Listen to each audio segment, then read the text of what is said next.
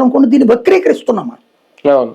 ఈ వైజాగ్ చెప్పింది జగన్ ఇతని మీద ద్వేషం కాదు, అక్కడ వేగవంతంగా డెవలప్, తక్కువ ఖర్చుతో పని, అంతే. వాళ్ళు డెవలప్డ్ సిటీ 450 కోట్లతో సీఎం క్యాంప్ ఆఫీసు అడ్మినిస్ట్రేషన్ మొత్తం సెట్ చేశాడు. ఇక్కడ నువ్వు ఒక బిల్డింగ్ 1200 కోట్లు అవుతుంది ఒక్కో బిల్డింగ్.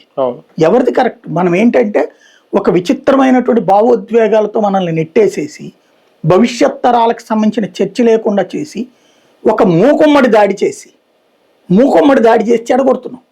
ఇంత ఖర్చు వద్దని ఇంతవరకు పవన్ కళ్యాణ్ అనలేదా? బీజేపీ అనలేదా? లక్షల కోట్లు ఎట్లా పోస్తారని అడగలేదా?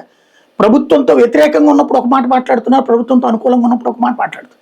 అందరూ తప్పే చేస్తున్నారు. ఇక్కడ మనం జగన్ ఒక్కనే దోషిగా చూపెడతాం, అందరూ దోషమే ఇక్కడ. అంటే ఆయన ఒక్కడే విడిగా ఉన్నాడు కాబట్టి ఆయనే దోషం. ఇంకొకటి ఇక్కడ కూడా క్లారిటీ ఏంటి, మీరైనా చెప్పండి ఇప్పటికైనా సరే, విజయవాడ గుంటూరు లేకుండా రాజధాని డెవలప్మెంట్ సాధ్యమా? నిన్న మావగన్ విషయంలో నిన్న తాజాగా మాట్లాడిన దాంట్లో జగన్ క్లారిటీ ఇచ్చినట్టేనా? అంటే ఆయన ఏ రకంగా అన్నారో తెలియదు. అసలు విజయవాడలోనే అందరం ఉంటున్నాం కాబట్టి విజయవాడే రాజధాని అవుతుంది.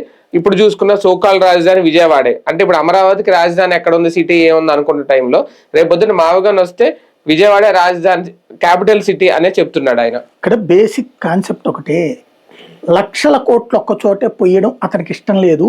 ఆ ఎక్స్పాన్షన్ అన్నది అంత లక్షల కోట్లు భవిష్యత్తులో పెట్టలేము. ప్లస్ ఉన్న వాళ్ళ